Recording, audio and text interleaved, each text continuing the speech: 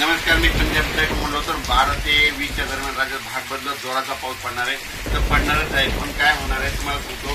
हे पाऊस जरूर वाढत जाणार आहे म्हणून हा अंदाज लक्षात येतात.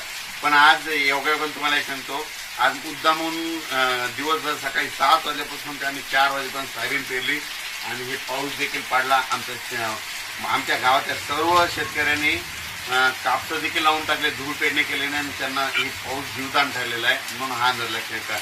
आणि राज्यात सांगू इच्छितो की राज्यात सांगायचं झालं तर पूर्व विदर्भ, पश्चिम विदर्भ, दक्षिण महाराष्ट्र, उत्तर महाराष्ट्र, कोकणपट्टी, खानदेश मध्ये 13 जून पासून ते 20 जूनच्या दरम्यान दररोज वेगवेगळ्या भागात पाऊस पडणार आहे.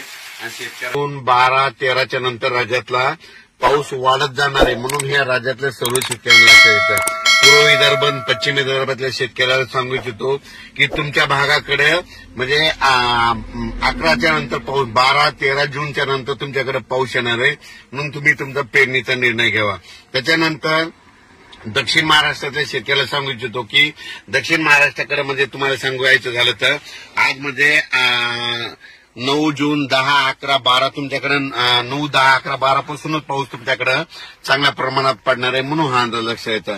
पण राज्यातल्या सर्व शेतकऱ्याला सांगू इच्छितो की त्याच्यानंतर मराठवाड्यातल्या शेतकऱ्याला सांगू इच्छितो की आपल्या म्हणजे मराठवाड्यामध्ये म्हणजे धाराशिवकडे पाऊस पडणार आहे.